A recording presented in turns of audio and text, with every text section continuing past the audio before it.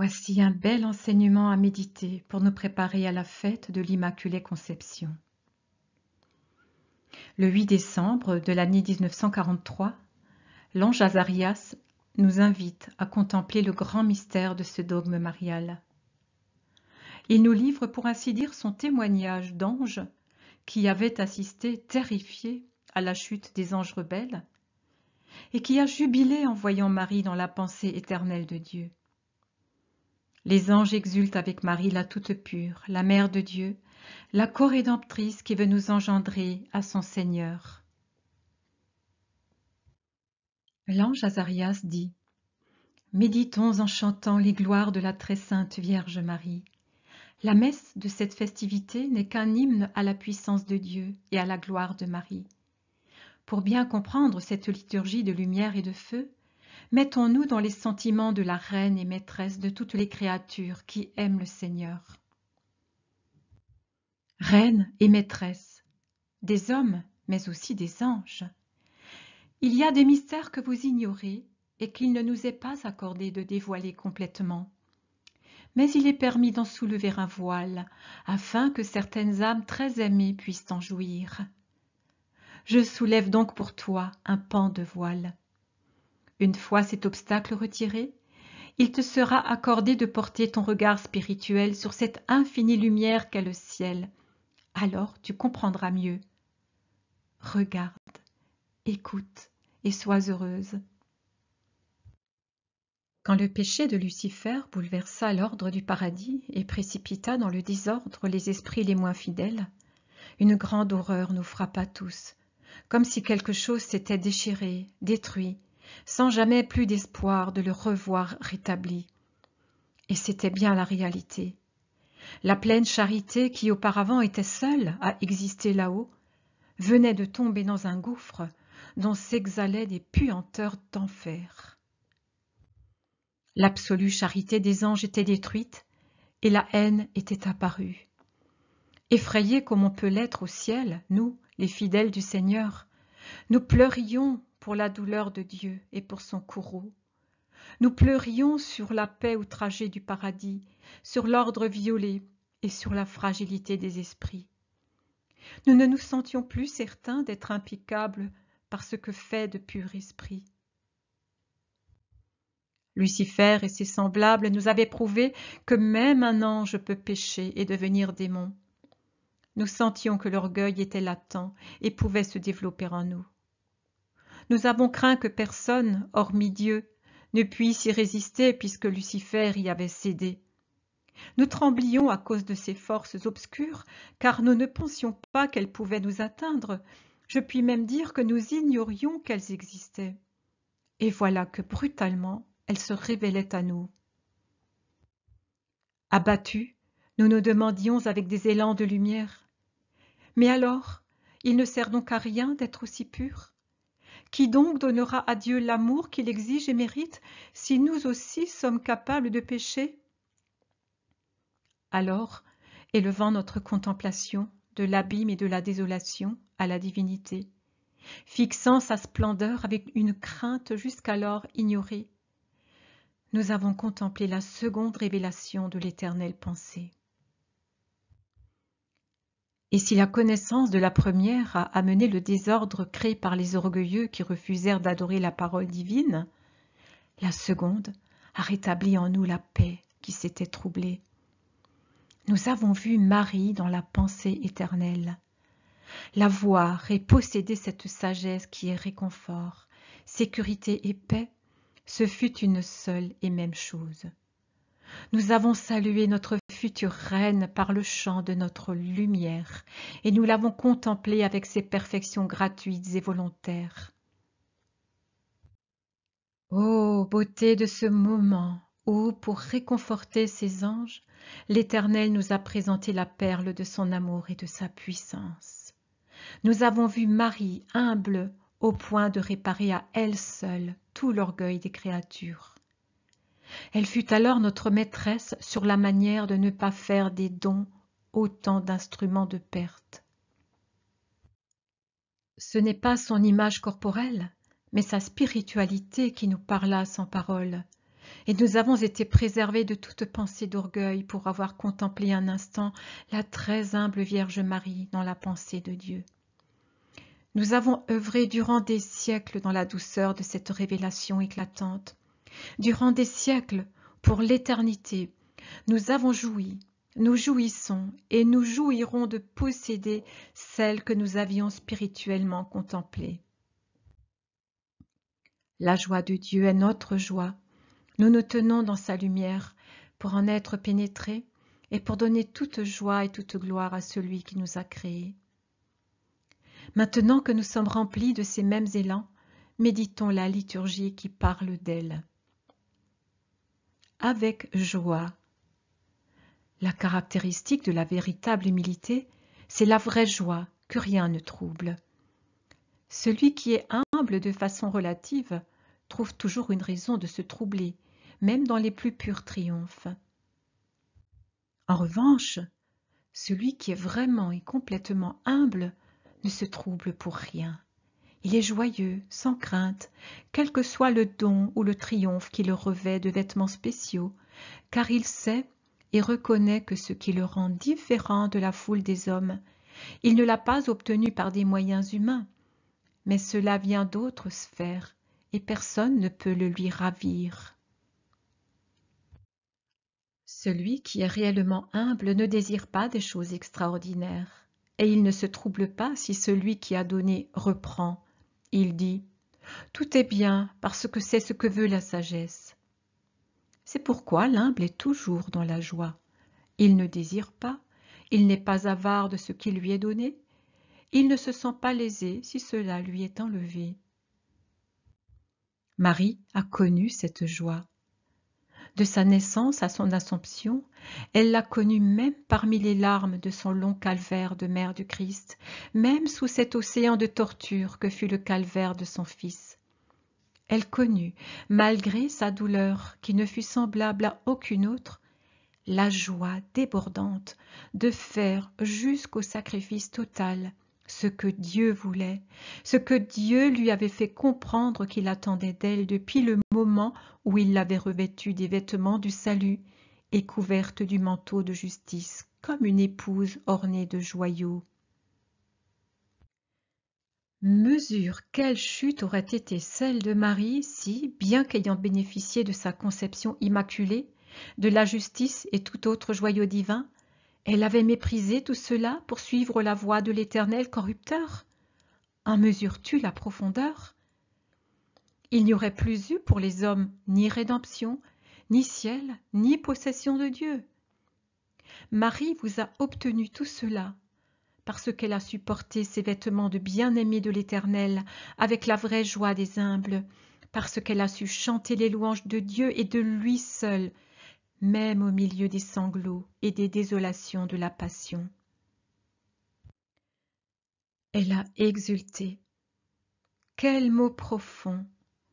Son esprit a toujours exulté en magnifiant le Seigneur, même quand son humanité subissait la raillerie de tout un peuple, même submergée et oppressée par sa douleur et par celle de sa créature. Elle a exulté en pensant que sa douleur et la douleur de son Jésus rendaient gloire à Dieu en sauvant les hommes. Au-delà des gémissements de la mère, au-delà de ses lamentations de femme, son esprit de corédemptrice chantait. Il chantait avec soumission en cette heure redoutable, plein d'espérance dans les paroles de la sagesse.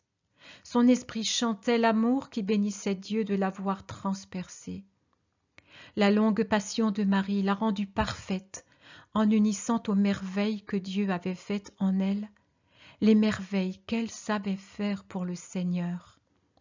Vraiment, tandis que ses entrailles de mère criaient sa torture, son esprit fidèle chantait « Je t'exalte, Seigneur, car tu m'as protégé et tu n'as pas permis que mes ennemis puissent se réjouir à mon sujet. » Vois-tu cette humilité? N'importe qui d'autre aurait dit « Je suis content d'avoir su rester fidèle même dans l'épreuve. Je suis content d'avoir fait la volonté de Dieu. » Ces mots ne sont pas péchés. Néanmoins, un filet d'orgueil se cache encore en elle. Je suis content de ce que j'ai fait, cache le moi de la créature qui se sent l'unique auteur du bien accompli. Marie, la très sainte, dit « Je t'exalte parce que tu m'as protégée ». C'est à Dieu qu'elle attribue le mérite de l'avoir gardée sainte en ces heures de lutte. Dieu avait préparé une digne demeure pour son Verbe. Mais Marie a su garder cette demeure digne de Dieu qui devait s'incarner en elle. Imitez-la, vous les créatures, dans une mesure un peu moindre, certes, puisque vous n'avez pas à concevoir le Christ. Cependant, comme il vous est nécessaire de le porter en vous, Dieu vous donne les moyens et les dons capables de faire de vous des temples et des autels. Imitez Marie, en sachant garder la demeure de votre cœur digne du saint qui demande à y entrer, pour jouir de vous et vivre parmi les fils des hommes qu'il aime sans mesure. Si toutefois vous n'avez pas su l'imiter, si votre cœur est une demeure profanée ou démolie par les excès qui l'ont habité, reconstruisez-le en Marie, cette aimable et infatigable mère qui engendre les enfants du Seigneur. On parvient à la vie éternelle par Marie. Par conséquent, celui qui est mourant ou déjà mort et n'ose plus lever les yeux vers le Seigneur, peut encore redevenir vivant et agréable à l'Éternel s'il entre dans le sein, dans le cœur qui a donné le Sauveur au monde. Le Seigneur t'a expliqué la lumière du chapitre des Proverbes. Je ne me permets donc pas de m'exprimer là où il a déjà parlé. Pour confirmer mon propos, cependant, je te fais remarquer les paroles que la sagesse applique à Marie. Trouvant mes délices parmi les enfants des hommes, parmi ces enfants qui lui ont coûté tant de larmes. Mais c'est le propre des vraies mères de pleurer et d'aimer autant qu'elles pleurent, d'aimer au point de porter à l'amour, de pleurer au point de convertir les pervers. Cette femme bénie a le ciel pour demeure éternelle. Elle eut pour demeure le merveilleux sein de Dieu, et fut elle-même la demeure de Dieu. Son peuple est celui des anges et des bienheureux. Pourquoi trouverait-elle son délice à rester parmi les hommes, si ce n'est pour reconstruire les pauvres cœurs que le monde et Satan, la chair et les passions ont dévastés? Pourquoi y trouverait-elle son délice, si ce n'est pour que parmi vous, elle vous enfante de nouveau à Dieu? Dieu le Fils n'est jamais resté inactif envers son aimable mère, jamais, lui qui n'est pas même resté inactif envers les hommes coupables. C'est pourquoi toute la sagesse s'est unie à toute la pureté. Et Marie ne peut que redire la parole de Dieu, cette parole que le Christ a appelée vie pour celui qui l'écoute. Qui vit en elle obtient le salut, la vie, la sagesse, la gloire, la joie et l'honneur. Elle est vraiment tout cela, car ses racines se trouvent en Dieu lui-même. Établie comme elle l'est sur la montagne de Dieu pour en être le temple, elle est plus aimée par le Seigneur que toute autre créature, puisqu'elle est destinée à être pour l'éternité la mère de l'homme. Ô parole peu méditée et encore moins comprise, dans laquelle est résumée toute la figure de Marie. Qui est Marie? C'est la réparatrice. Elle annule Ève. Elle ramène les choses bouleversées au point où elles étaient quand le serpent rusé et Ève l'imprudente les mirent sens dessus dessous. L'ange la salue, Ave. On dit que Ave est le renversement de Eva, Ève. Mais Ave est encore un écho qui rappelle Yahvé, le très saint nom de Dieu. Tout comme le rappelle encore plus vivement, je te l'ai déjà expliqué, le nom du Verbe. Dans le tétragramme sacré que les enfants du peuple de Dieu avaient formé pour prononcer dans le temple secret de l'Esprit le nom à ne pas dire, on trouve déjà Ave, le commencement de la parole par laquelle Dieu fit de la toute belle la Sainte Mère et Corrédentrice. Ave, il en est presque comme si, ce qui advint réellement, le Seigneur, s'annonçant par son nom, entra en son sein pour se faire chair, en l'unique sein qui pouvait contenir l'unique. Ave Marie, mère de l'homme comme Ève, et plus qu'Ève, tu as ramené l'homme par l'intermédiaire de l'homme, Jésus, à sa patrie, à son héritage, à sa condition de fils et à sa joie. Ave Marie, sein de sainteté dans lequel est déposée la semence de l'espèce, pour que l'Éternel Abraham ait les fils dont la jalousie de Satan l'avait rendu stérile. Ave Marie, Mère de Dieu, de l'Éternel premier-né, Mère compatissante de l'humanité lavée dans tes larmes et dans le sang, qui est aussi ton sang. Ave Marie, perle du ciel, lumière d'étoiles, beauté suave, paix de Dieu. Ave Marie, pleine de grâce, en qui se trouve le Seigneur, jamais séparé de celui qui trouve en toi ses délices et son repos.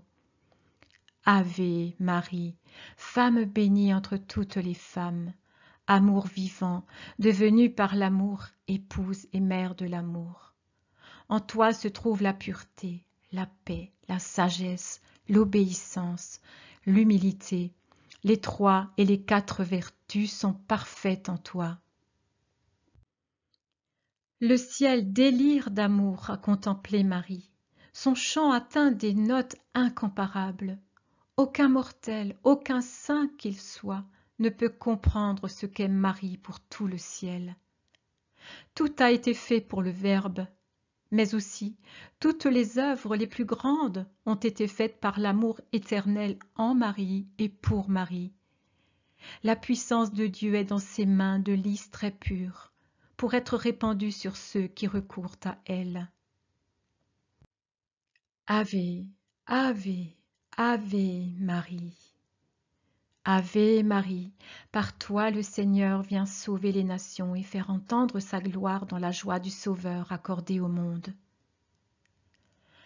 La liturgie de la messe du 2e dimanche de l'Avent s'harmonise très bien avec la messe propre de l'Immaculée Conception, parce que c'est encore par Marie que le Sauveur vient sauver les peuples, et être l'agneau qui est le bon pasteur et le guide des justes dans les pâturages du Seigneur. Les justes sont représentés par Joseph, doux et juste comme une brebis obéissante à tout commandement de l'Éternel, pasteur suprême des peuples. C'est encore par Marie que les pauvres et faibles hommes parviennent à obtenir les moyens du salut et les richesses éternelles. Jean avait anticipé le Christ en préparant ses voies. Marie anticipe le Christ en préparant son chemin dans vos cœurs. Ouvrez votre cœur à Marie. Remettez votre âme entre ses mains maternelles pour qu'elle les prépare à la venue de Dieu. Imitez Marie en ce temps de l'Avent et vous serez prêts à accueillir Noël et ses fruits surnaturels d'une façon digne de l'éloge angélique.